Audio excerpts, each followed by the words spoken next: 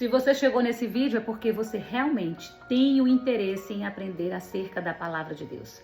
E eu quero ser instrumento, um canal na sua vida, para dizer que não é difícil compreender a palavra de Deus, é necessário alguns requisitos e isso depende unicamente de você. Isso não depende do pastor, isso não depende do irmão, isso não depende do seu marido, isso depende totalmente e exclusivamente do seu desempenho, da sua dedicação.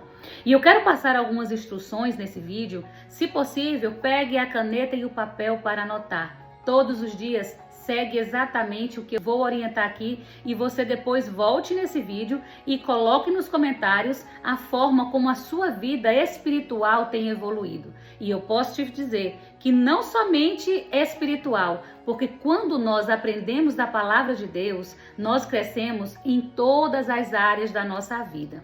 Vamos lá? A primeira coisa que você deve fazer, orar.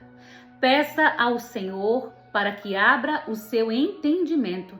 O livro que nós lemos, que é a Bíblia Sagrada, é o único livro que nós lemos com o autor presente. O Espírito Santo está presente enquanto nós lemos. Foram homens que escreveram, mas foram inspirados pelo Espírito Santo de Deus. Então, só Ele que pode abrir o nosso entendimento, a nossa visão espiritual, para compreender as Escrituras Sagradas. Segunda coisa que eu te oriento a fazer é: compre uma Bíblia com linguagem clara. Essa minha é a NVT, Nova Versão Transformadora. Por quê? Porque é de fácil compreensão. Se eu pego uma Bíblia com uma linguagem mais complexa, vai ficar ainda mais difícil de entender. Mas quando eu pego uma Bíblia com a versão clara, isso muda, isso facilita bastante. A compreensão que eu tenho da palavra de Deus hoje mudou totalmente e eu confesso que foi o Espírito Santo, claro, que abriu a minha visão e linguagem bem mais clara. Terceira coisa que vocês vão fazer é: escolha um livro para ler do início ao fim.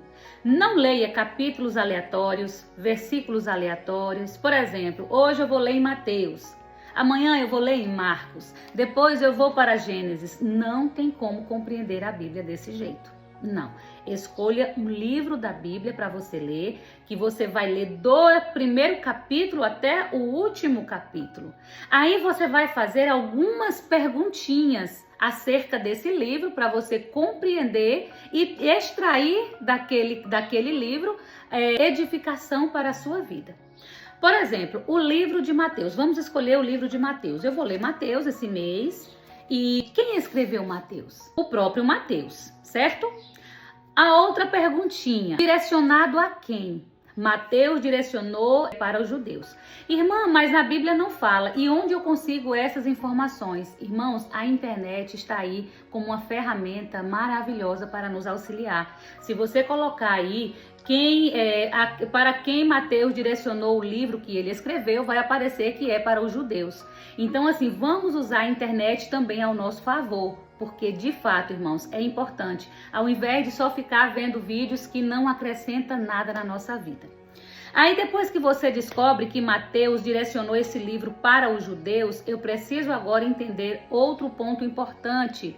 Em cada capítulo tem a fala de alguém, e eu preciso identificar de quem é essa fala.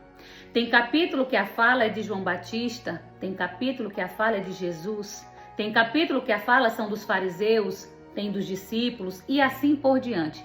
Quando eu entendo quem é que fala naquele capítulo, agora eu preciso também compreender um outro detalhe. O que fala? O que Jesus está falando? O que João Batista está falando? Depois que eu sei, que eu compreendo o que ele está falando, agora eu tenho que buscar a seguinte pergunta: para quem está falando? São para os fariseus? São para os discípulos? Para quem? Direcionado a quem é essa fala? E aí, depois que eu descubro que eu encontro no texto, para quem é que aquela pessoa está falando, está referindo as suas palavras, eu preciso entender também por que fala. Qual o motivo que levou Jesus, por exemplo, a falar para os fariseus, para a multidão, que o que contamina o homem não é o que está fora, e vem para dentro. Não, é pelo contrário, o que está dentro e vai para fora. É o orgulho, é a altivez, é um coração invejoso, é justamente isso, é o que contamina o homem. E não porque os discípulos não lavaram as mãos. Então eu preciso entender por que ele falou isso.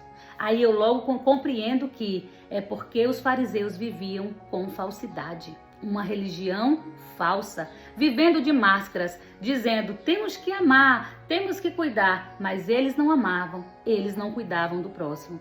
Eles não conheciam a Deus de verdade, embora estivesse dentro do templo. E nos nossos dias não é diferente. Quantos estão dentro do templo, mas não conhecem o Senhor Deus? E Jesus disse, eles não conhecem o Pai, porque se conhecesse o Pai, certamente me conheceria, saberia que eu sou filho de Deus. E depois que você compreende tudo isso que eu falei, precisa entender que se eles estavam recebendo aquela palavra da parte de Jesus, era porque eles estavam andando em falsidade. Então eu não posso andar em falsidade. Aí agora eu trago a palavra para aplicar na minha vida. E isso é entender o evangelho, isso é viver a palavra. E eu vou te contar um segredo. Quanto mais você ler as escrituras sagradas, mais você vai ter sede de beber dessa água. Mais você será transformada, mais você vai ver que você precisa ainda mais de mudança. Quando eu comecei a me dedicar ainda mais às escrituras, eu pude ver o quanto eu estava longe, mais longe daquilo que é realmente para ser. E aí eu começo a ver agora em mim falhas e defeitos que antes de ler a palavra eu não via.